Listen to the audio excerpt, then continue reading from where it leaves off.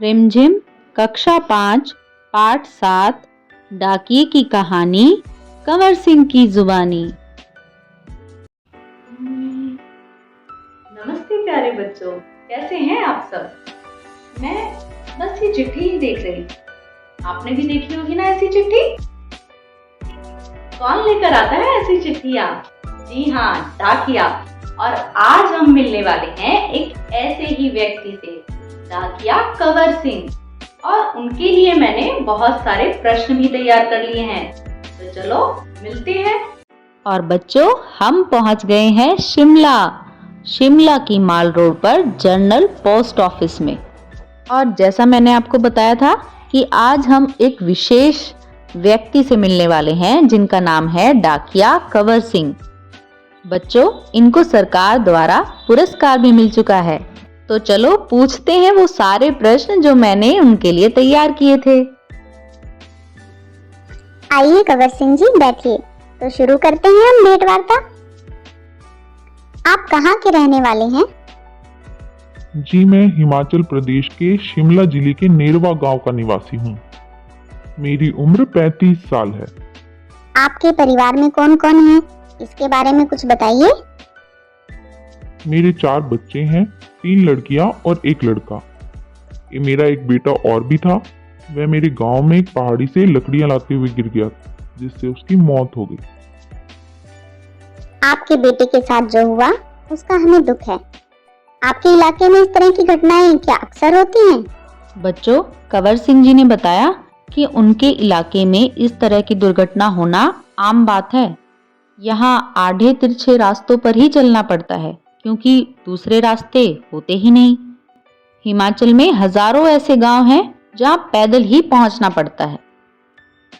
बच्चों, जब मैंने उनसे पूछा कि उनके बच्चे स्कूल कैसे पढ़ने जाते हैं, तो उन्होंने बताया कि पहाड़ी इलाके में पैदल चलकर ही स्कूल जाना पड़ता है और उनके बच्चे भी 10वीं और 12वीं कक्षा में पढ़ रहे हैं।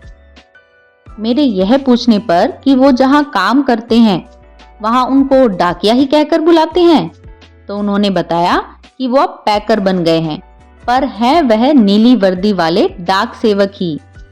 मेरे यह पूछने पर कि डाक सेवक को क्या क्या करना होता है, उन्होंने बताया कि चिट्ठियां, रजिस्ट्री पत्र, पार्सल, बूढ़े लोगों की पेंशन, ये सब वो घर घर जाकर देते हैं।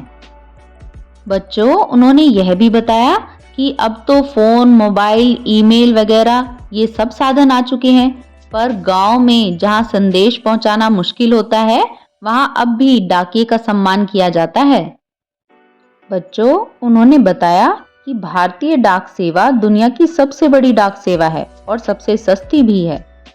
जब मैंने उनसे पूछा कि आपको अपनी नौकरी में कितना मजा आता है, तो उन्होंने बताया कि जब वो किसी सिपाही का मनी ऑर्डर लेकर घर पहुंचते हैं तो उसके बूढ़े माँ बाप की खुशी का तो ठिकाना ही नहीं रहता।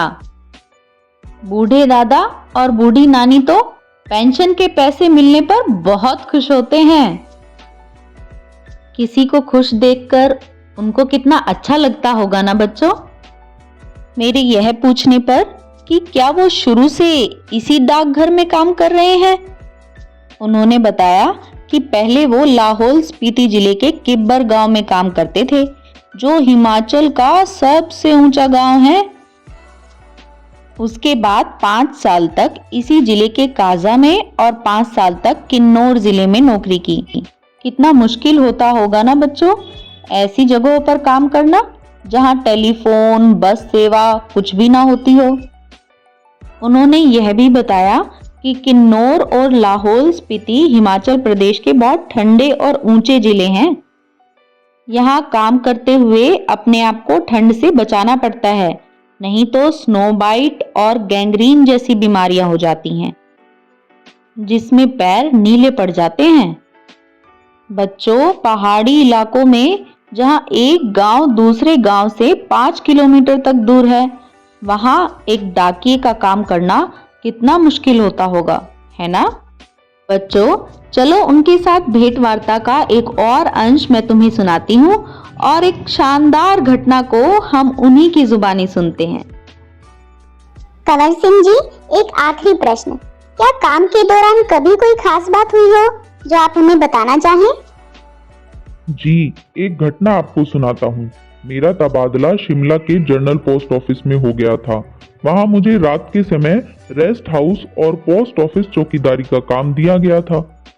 यह 1998 की बात है। 29 जनवरी को रात लगभग 10:30 बजे का समय था। बाहर से किसी ने पोस्ट ऑफिस का दरवाजा खटखटाया। मैंने पूछा, कौन है? जवाब आया, दरवाजा खोलो, तुमसे बात करनी है। मैंने दरवाजा खोला तो अचानक 5-6 लोग अंदर घुसे और मुझे पीटने लगे। मेरे सर पर किसी भारी चीज से कई बार मारा। मैं चिल्लाया और बेहोश हो गया। अगले दिन मैं शिमला के इंदिरा गांधी मेडिकल कॉलेज के अस्पताल में दाखिल था। सिर में भयंकर दर्द हो रहा था।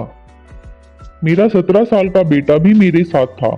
उसी से पता चला कि मेरे चिल्लाने की आवाज सुनकर ऑफिस के लोग शीशे तोड़कर अंदर आ गए और मुझे अस्पताल पहुंचाया।